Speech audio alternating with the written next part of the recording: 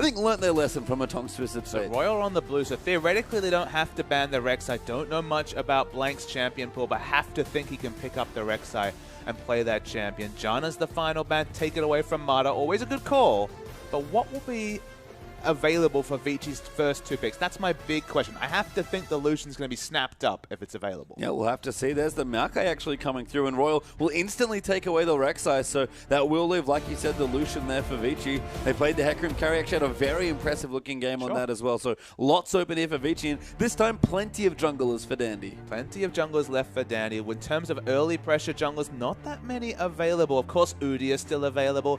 Nunu's another consideration. Mata onto Thresh with Janna taking away a bit more initiation focus, but still going to be plenty of power from the support role. Yep, Hecarim, Thresh, Vici's first 2 picks, and I like that they've gone away from banning out Dandy, because at this point, he's shown that Udi has shown Nunu. You just can't ban him out. He's just such a good player that it doesn't matter what champion is on, it feels like. So we're going to move back over. Royal probably going to take the Lucian here away from Vasily, but Vasily just fine on Graves in the last game. Absolutely, and never got to the part late, never got late enough in the game where Graves' more burst focus was something you could hold against him. He was so strong that the burst again was taking down members in the backline, so you're doing fine.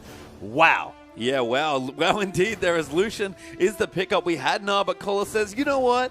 Need something a little bit harder to carry in the top lane. Give me the Jax, and that's what he's got. And now he's basically demanding the Graves pick coming through. Of course, Graves with the shorter range against a Jax is not going to be much fun. The lead strike getting on top of him not going to be helpful. It's still probably going to be the Graves pick. That's what they've been showing. But Jax against Hecarim will probably be your top lane matchup, and that is going to be so interesting. Finally, they get Dandy onto more of a farming jungler.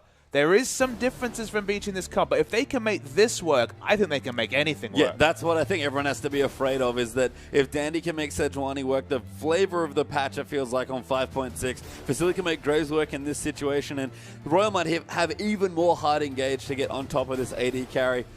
They've got to try and set up Nama, who's got Lucian, a very good champion for him, but Dandy now on another new champion. As I said, after the Udi performance last game, I'm convinced Dandy can play anything. And look, they've gone for the Lulu for the double, the unburrow into the wild growth, double initiation option. Of course, you can use all the defensive CC we usually associate with Kog'Maw onto either the Jax or the Lucian. So you have a lot of flexible options in style Royal Club lineup. They're considering something a little bit too crazy. I'm not even going to talk to you about the potential of Sivir mid. I think Cho'Gath, it makes a lot more sense. I think Marta's just having a little bit of fun, but I do like the Lulu likely for Korn there in the mid lane, and Zero going to get aggressive, or stay aggressive, I should say, on the Lune. Actually not going to be aggressive this time. Was playing Nami in the last game, so we'll swap it up. We'll match engage for engage from the support role, and Vici, not long left, but for Hatong, one of his other big picks when it hasn't been Twisted Fate has been the Cho'Gath, and it looks like at this point, that's what they'll lock in. And finally, we'll be able to take a breath and not see something just mind-bending coming out from the LPL. 6th game of the night. Finally, the meta shakes out a little bit more. Jax is something a little different by LPL standards, but Cho'Gath in the middle, this seems like a very apt replacement for the Twisted Fate. Not the same global pressure, but we've seen already Twisted Fate's win rate in the LPL, barring a couple of losses recently, has been very, very high. Yeah, and Hatong, again, one of his other big champions, has certainly been this Cho'Gath now that Azir has kind of rotated out of play, at least for now. So strong comps on both sides. I think Royal did a much better job of banning this game, not over-targeting Dandy and kind of getting carried away, but it's still Vici, and again, it's not the picks that really makes Vici that scary-looking team, it's the way they play. So we'll go through the matchups, and Jax versus Hecarim, there are some big carries in the top lane. Hecarim certainly can't pressure people early, so it feels like Jax should get a fairly easy laning phase. Both these champions not the happiest in lane swaps, so maybe the lane swap will be initiated. Sejuani for Dandy, definitely something different. It's not Nidalee, it's not Rek'Sai, it's not Java, it's not a very early skirmishing jungler. Will that change Vici's identity? That's the big question that we look to answer today. Yeah, Korn a bit more safer, wave clear style mid on the Lulu as well. Nami going to take Lucian back into the Graves matchup. Zero now on something different, has Leona, but Mata has already answered with the Thresh, you have to think. And the scaling into the late game is a big question mark. Jax, he's the champ. He can be massive in the late game, but Hecarim and Sejuani, they're no slouches from the jungle either, so there's a lot of potential scaling questions to be asked. I guess you could say the burst once again falls off, but we'll get the answer of, is it about the picks or is it about the players? Because it's looking more and more like it's the players from Beachy Pastry Town that need to be feared. I'd have to agree with you. And again, if they can do it, especially with the Sejuani from Dandy, Vici will look very scary moving into the last few weeks of the LPL and into playoffs. And Royal, they need some points here. I mean, 1's not good, but it's better than 0. Yeah, 3 points behind King now, 4 behind them, 3 points behind Masters 3. If it's not now, it might be never. Well, can Royal get their points? We're going to find out soon as we're about to start Game 2.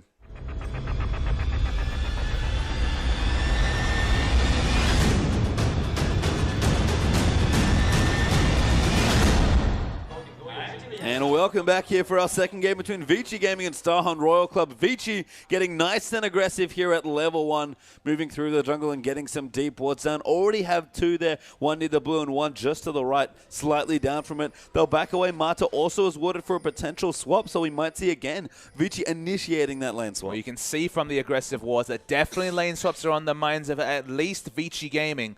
Makes a lot of sense. Jax does struggle in a ranged lane matchups. Doesn't even have the range of the Rampage. I believe that's about 350 range. You're not getting much range from that Rampage whatsoever compared to for Jax, who basically just has a melee ranged auto attack. Yeah, Royal pretty cute. They're actually standing fairly aggressively, hoping that someone comes through towards the blue buff. Did get a trinket ward for their trouble, but won't get anything else. And they're actually moving Carry back already with the Hecarim. Cole, though, he's on the Jax. He's going to start a jungle camp, and I think he can do this on his own with Counter-Strike. It does look like standard lanes as far as we can tell. Carry was motioning towards the top, now kind of looking towards a camp instead. And yes, with the ability to be untargetable, you shrug off the first few auto attacks, then stun up the creep. So at least as far as we can tell, another champion you can add to this list of champions like Sion, like Hecarim, that can enter lane with extra experience. And Dandy, they're getting a bit low, but starting on his red buff on the Sejuani. That is the thing. You do get quite low on the Sedge, and Blank already finished his camp. So we'll see again the Rek'Sai-Sejuani matchup. Sedge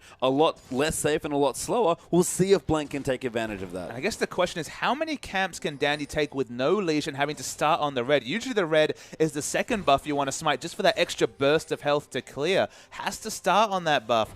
Going to be interesting to see how early he has to shop. He needs at least the gold for perhaps the Rangers Trailblazer, you'd have to think, before he wants to shop. You can see Colo teleporting back to the top side after going back home. Just got some extra pots and awards, so didn't delay those potions for potential early boots or cloth armor, but going to get the minions as they come in, and Jax starting off well. You can see with the level advantage, able to bully just a little bit for carry, but he's going to go back now and probably port back. Absolutely. Just match the consumable advantage that Jax was able to pick up with the early camp. So probably going to be nothing to split that. Actually can buy a cloth armor as well. It's going to be feeling pretty good about that purchase. No real need for Merc Treads this game from the Hecarim, so can happily put the cloth armor and work it towards a ninja tab. And you know what? After all the swapping that goes on, I think Royal are happy with standard lanes. They probably would have loved it last time as Name gets hooked up there. Double Flay coming in as well. Vasily getting stunned up. 0. Great reactions there. And the trades do come back, and Royal actually come out ahead. Yeah, Vici have to be careful. Remember, it's an Ignite choice by Leona that is down. They did not have an Ignite of their own, Marta, so they were ceding a bit of 2v2 power, and they're continuing. Yeah, going back in. Mata now going to take a lot of damage. Nami a little low on mana, but will move back and forth. Potions being chugged by everyone here in this bottom side of the map. And again, Royal with the standard lane seem to be doing just fine in the first few minutes of the game. When you see a Leona, a Thresh, a Graves, and a Lucian, you know you're going to see brawling, and the brawling's definitely on in bottom lane. No respect between these two sets of laners. They're getting in each other's faces. And the top lane, again, also just fine for Cola. Probably not going to be able to bully now that the levels and the items have evened up, but even without it, just going to get some free farm, and that's what they both want. But Jax just scaling that much better than Hecarim. Absolutely. I mean, that's just on paper. We haven't seen too much Jax in recent patches. We know his potential in the late game, but with the onslaught of shadows, you feel like Hecarim might be more reliable on what he does in a fight. Isn't as prone to being kited as the Jax. We'll have to see. Mid lane, kind of a wash there as well. Lots of wave clear between the Lulu and the Cho'Gath, but we're still down in the bottom side here. Nami falling a bit behind on CS early. This is where Graves shines, when he can get them under turret and throw out hooks just to threaten them. That's exactly what Graves wants, you under your turret. At least for the next 90 to 100 seconds, they do have a summoner advantage. Speaking of advantage, Danny looking for the gank in mid. Great Rupture coming through, a good knock up there, and that's going to force Korn to flash. Just managed to get out of the CC chamber. When Dandy does that again, they can't get out. Now Zero in the bottom side as Blanks come down, but it's a bit of a misfire there, and Zero took way too much damage in that trade. You compare the two ganks. One of them blows a flash. The other one actually blows a flash defensively.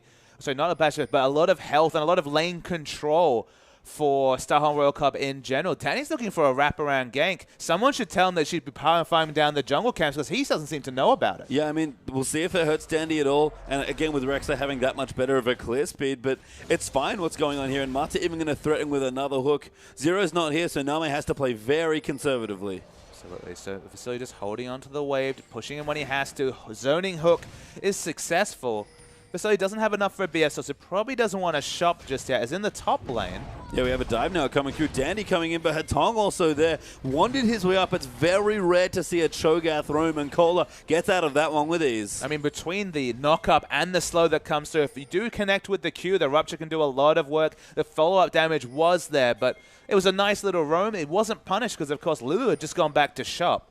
And the result? No big result on the map. Sort of interesting. We haven't seen too much mid Lulu recently as Royal are going to start up the Dragon. Now Mata will spot them off. So this is quite a bit dangerous. And Royal, I think, have to disengage. They've already pulled away. Zero walking out. Nami might even get hooked, or Zero might just be the recipient. Mata does not throw it out, though, but a very just good intuition there from Vici denies Royal a sneaky Dragon. I do like the sneaky Dragon attempt coming through from Star World Cup just because they knew that two members were tanking turret and top. They were not going to be making their way to the Dragon anytime soon, so they went for it. They pushed their limit, but couldn't get it. Again, more trades in the bottom side, though. Zero coming back in, gets flayed back. Vasily trying to find a way in, but Nami weaving in auto attacks here. No one's gone to shop, and Blank is down in the bottom side, so trying to set up a gank here from this brush. The Ignite is back up, so the summoner disadvantage has been halted. There's the engage. It goes in there now. Blank going to move in, comes in with a flash on Burrow, but just misses as exhaust. Goes down onto Name. Mata getting a little low there. Blank going to run in. Name really wants the kill, but instead they'll force Vici away. They only had the option of a burst trade because Name does not have a lot of mana. He's basically out of mana at this point. Just enough for one ability, whether it's the Piercing Light, whether it's the Relentless Pursuit. They still have lane control, but the flash on Burrow awkwardly doesn't come off for Blank. Yeah, so Royal going to use some of their Relic Shield charges and whatever mana Name has left and clear that wave out. Mata's already gone back up Moby Boots, actually, so looking to get around the map. Decided not to go for a side stone, wanted the aggressive boots instead. I think the smart adaptation is, you know that the mid laner's flash is down. Why not pick up the Moby boots and give yourself a chance to gank right now at this point where the flash is still unavailable for about 2.5 minutes. So I like the reactive choice there. You're not locked in necessarily to picking up the Moby boots. You could definitely have just picked up a sight stone and just had no mobility, just relying on its base mobility. But with this adaptation, you see the flash down. Why not just give yourself the opportunity? And you can see Zero can't even get really close to that sight stone, just as boots one and a couple of wards there to go along with his gold generating item. BF Swords picked up for Nami, though Graves is about to go shopping, so should be able to match that fairly soon. Yeah, very even between Vasily and Nami. That was the same story in the previous game, though, and then all the global snowball started to creep its way into the 2v2 duo lane. In the mid lane, definitely a lot different this time. Not as quick to react on Cho'Gath as he would be on Twisted Fate, removing the Destiny.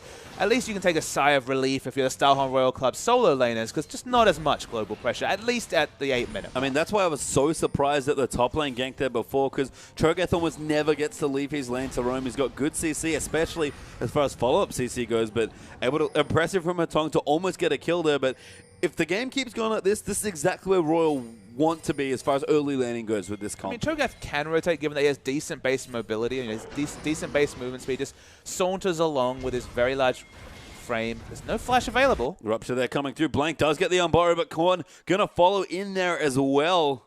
3 members. Zero's actually made his way here. Mata's just off screen.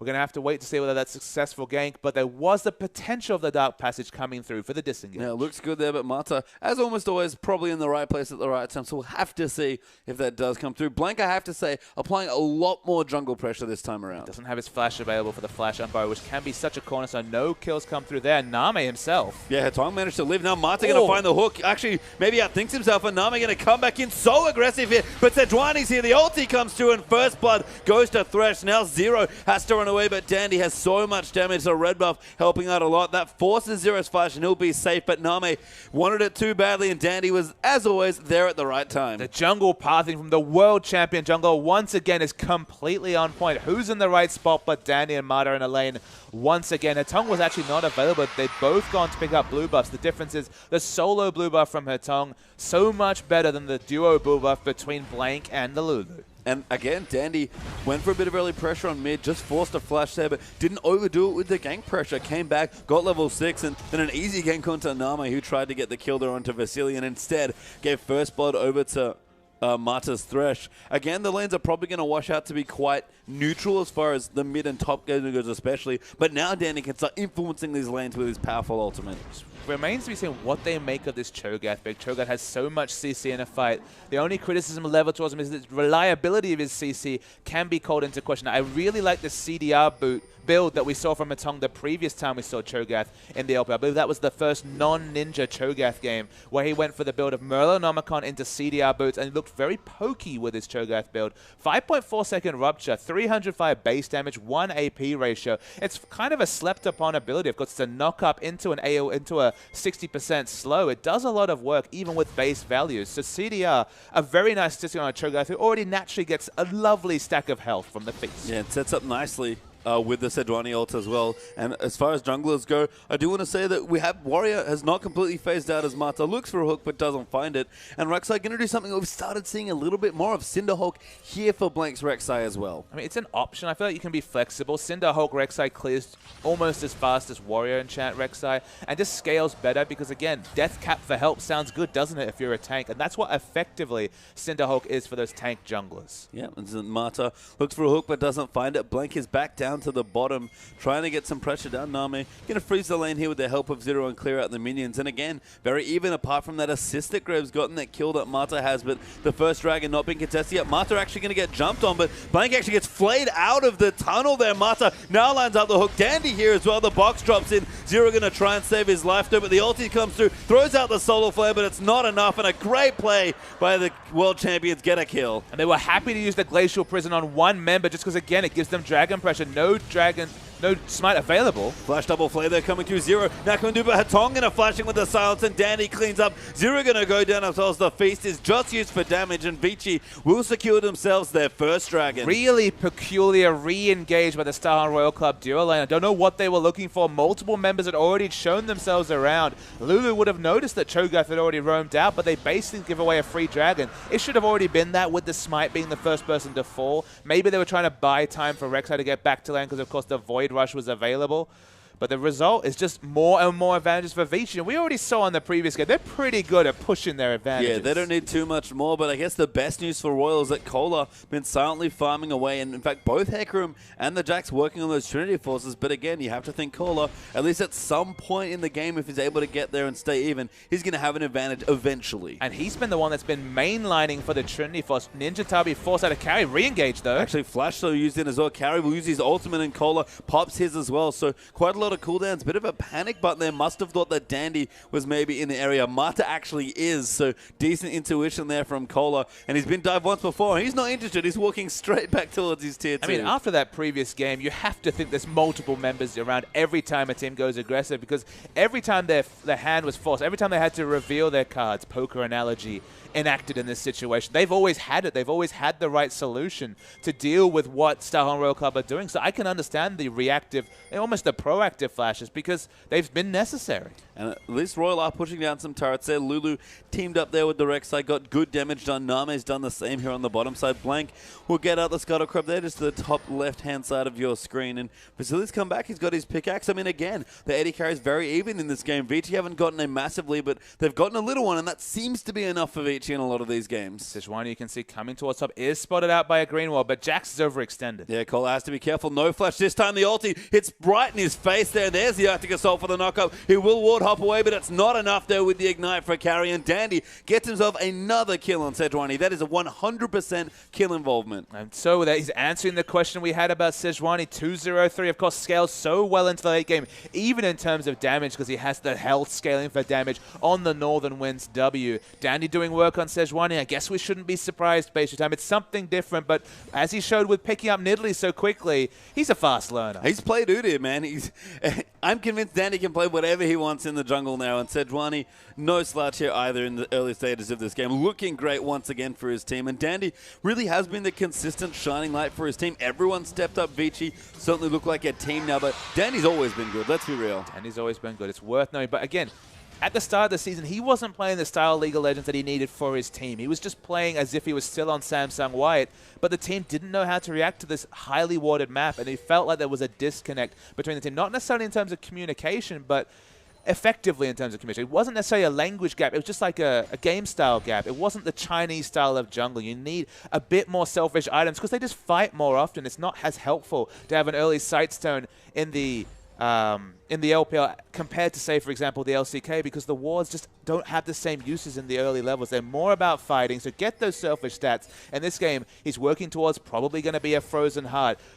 Work your way into the Sightstone if you need it, absolutely, but no need to mainline for vision. Yeah, now he's getting 4-man gank. Flashes very nicely past the minions to not get hooked. Actually returning here has to be careful because this turret is very dead. Name can't defend and will just get caught by a CC and die potentially, so we'll back away instead. Now going to come through. No one really here though for Royal. It's actually still just Zero and Name and Vici. No dragon left to take, but they'll take the turret and leave. And the scary thing is, even though this felt like much more even game and the scoreboard shows that only a 3,000 gold lead for Vici, we're still on track for a perfect game again at 15 minutes into the game. The first 15 minutes of the last 4 to 5, I believe 6 after this game, Vici games have been flawless. Yeah, and I mean, it's the style that they play. And my question before, ban the Twisted Fate from Hatong and what happens. And like you already pointed out in their 2-0 versus Snake, it's not Hatong's Twisted Fate that's the only problem. It's just the way Vici approach playing League of Legends, no matter which champions they have. I mean, it's better. Like they're in this game much more Starhan Royal Cup than they were in the previous game, but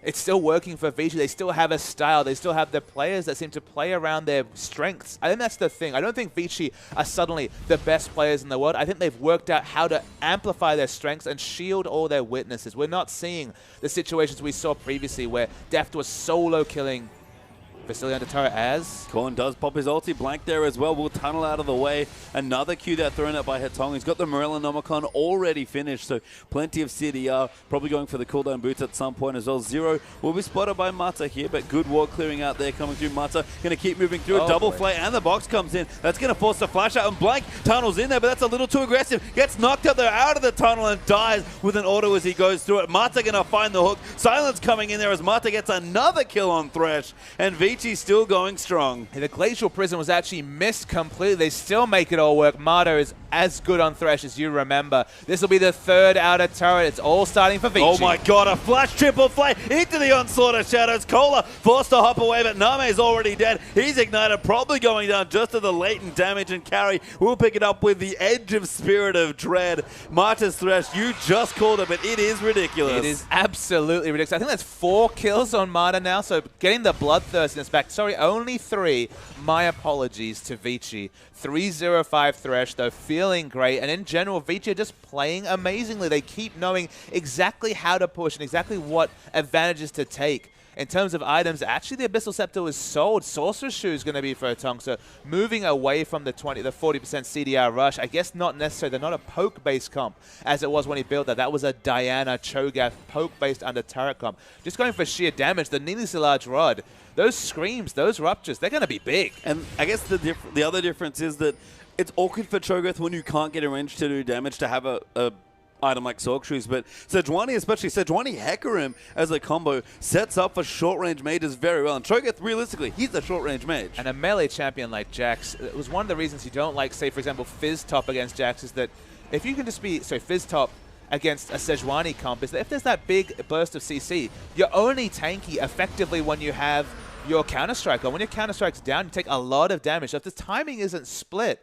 you can fall in these fights. And as a melee champion against Hecarim, Sejuani, Cho'Gath, Jax doesn't look like he's going to have a fun time unless he gets 3-4 items into this game. Yeah, and especially it's the bruiser problem that we always see is, do we want damage or do we want tanky? And in reality, you need both. So that dilemma causes the strain. You need a lot more gold in you. The Jax build used to be for the longest time. Trinity Force Blade of the Ruin King. Most of the Jaxes skip the blade now because it's just too expensive. But much like Aurelia, Trinity Force, especially when it's a little late, it's just not enough. Absolutely. You can skip the second damage item, but the tankiness is so necessary, especially against Cho'Gath. Cho'Gath is going to eat you and do half your health, even if you're Jax. Because again, your base health, that was the one thing that was targeted with nerfs, was base stats.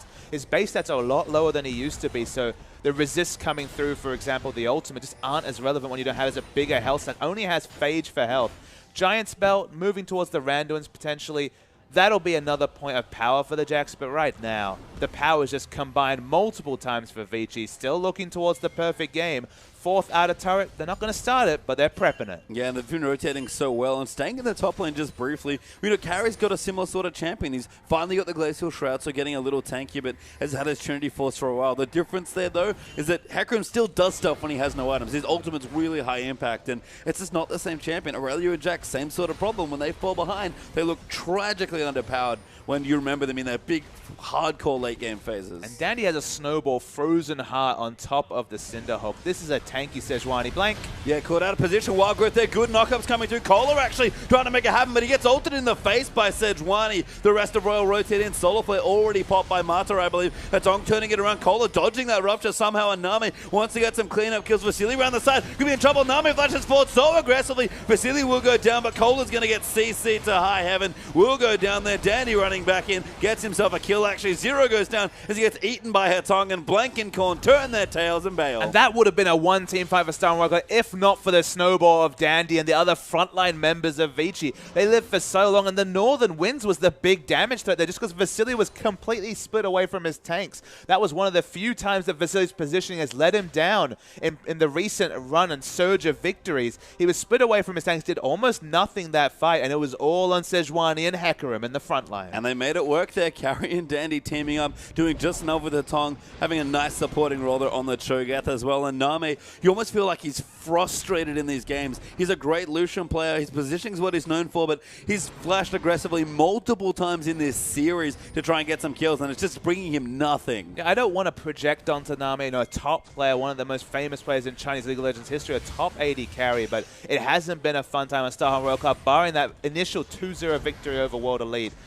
The team's been struggling, and without Insect, without the aggressive jungler, with a sub-jungler, it was never going to be ideal. You have to have a bit of pause and say, this is the world champion jungler against a necessitated new addition to the roster. Only been scrimming for a couple of weeks, or I believe a week on this team after Insect's injury. Needless injury, you have to say. So, I mean, Dandy still played wonderful, but the opposition is just not what you'd expect out of the Star Royal Cup jungle. No, and they've been really having to find their feet, and it's actually great that we have these two teams specifically playing each other in that you can see the difference in when a team with a lot of talented players refines its play styles. Carry looking pretty aggressive for that initiation, but won't find it. Zero will find Mata, though. Blank going to knock him out. The Culling comes in as well. Solar Flare will get flashed out of it. There's the taunt coming in. Dark Passage coming through. Blank actually Wild Growth, but he's still taking too much damage. Korn, a good lance, but he gets caught out there by the ulti. He's going to flash a collateral damage. No more CC left, but Atong flashes forward as Carry takes him out. Mata will go down as the trade. Name gets one kill, but Vici 1 for 1. They're still pushing. And that was another fight where Vasily did precisely nothing. Even the ultimate was flashed away from, but the consistent damage in the front, it's big. Name can't play through all that. Vasily just gets in his face and takes him out. Blank gets knocked up as well. Dandy comes back in. Vasily over the top and gets a double, and you can tell why they're fighting so insanely there. Kohler has been in the bottom lane pushing. He does get the tier 2, but Vici is starting to take inhibitor turrets, and Carry will cancel the recall. They're going for the duel. Carry might lose it, but he doesn't care. He's just trying to buy time. The top tower goes down there, and Vici, they're breaking Royal's base, and Kohler just trying to get away from Carry, but he won't do it. A great ulti there gives Carry the 1v1. Opened up space, knew the devastating charge auto attack with the Trinity Force would do a lot of burst damage, still had the ultimate available. Nice play from Carry. No need to stay near Jax when he activates his ultimate and gets those early resists. Carry's doing well. And that was what I wanted to bring up before that crazy fight across the map. Vici are a team that have found their feet. They've clearly refined their style. They've played to their strength. They've covered those weaknesses. And they look like a world-class team at this point, really charging up through the LPL standings. Royal changes all the time. Name just joined the roster that has barely any time to play. Insect still finding his feet as well. Royal are probably not making playoffs at this stage unless they make a very deep run in the last 2 weeks. But if they come back, through relegations, playing in LPL again, it'll be interesting to see how they're refined as a team as the weeks go on. So I honestly had to pause when he said Insect finding his feet. I didn't know where to go with that. Given his recent injury, Insect's been struggling the whole season for identity. As you say, Star Royal Cup, a team in transition, I guess, for 9 weeks now in a lot of ways, even into the 10th week. That's probably why they find themselves in this kind of perilous position right down the turret. To be honest, it doesn't look like they're going to be able to assault the playoffs. It doesn't look like they have the manpower right now to be able to do it. and they're outmatched against Vici, who, as you mentioned, they're a top team. Yeah, Mata coming in, hook onto Cola, landing it. Dandy will follow through. The culling comes in, but too much burst damage, collateral damage over the top of all of her tongues. AoE, and now Name just gets destroyed by the Hecarim. Dandy going to come in, has used the slow there from the E onto Blank, chasing through. Knockup going to come through. Blank, a very good Umbaro, will save his life, but unfortunately cannot save his base. Yes, Vici playing so smart in that fight. That time, Vasily was finally grouped with his team, and you can see the difference. 4-for-0 is the trade. There's some ults. You know what that means, looks like a Spacey surrender. Time. Yep. Royal going to tap the mat under 25 minutes, and Vici already out of their seats, ready to shake hands. Can't blame them. Another flawless-looking performance. Another 2-0 for Vici Gaming. And whatever opposition is thrown against Vici, whether it's Gumty, whether it's Snake, whether it's Starhorn Royal Club, they are dispatching them easily. Another very one-sided game. Not a perfect game, but you can see the difference between the members, specifically in the jungle. Dandy completely outmatching the sub-jungler coming through in Starhorn Royal Club. We didn't get the big Dandy versus Insect matchup that we always crave in the meetings between these two teams. And Vici in general, ban the Twisted Fate, similar results. Yeah, I mean, again, played the same way. It's sort of the question we had for Dandy. All right, 3 jungle bans, goes to Udyr, plays kind of a similar sort of style with some adaptations here and there. Dandy just played the same way in that first game and went completely off. All right, ban the Twisted Fate, change it up, get away from the jungle. What happens? Vici just play exactly the same way. And maybe it's Vasily that you target. And that's with champions like Nunu that are available also they could have gone for. I mean, Vasily, I believe he's played Graves and Lucian almost every game. He's played a couple of other champions. He's just looking for lane dominance. If you ban away both those champions or pick one away, he'll find something else. That's the question. Where do you go with the bans? I guess it's still unclear, and that's why Vici is such an interesting team. Nobody has figured them out. People finally started to figure out Snake. They were like, all right, ban Barca Xerath. That'll help you win. Ban other champions. Ban the Nunu Jarvan. That worked for a while. Vici haven't been pushed in that regard because they're still looking just as strong whatever 3 bans come through. Yeah, and a long road here for Royal, but a fantastic looking series there for Vici once again. But we do have one more matchup for the night. World Elite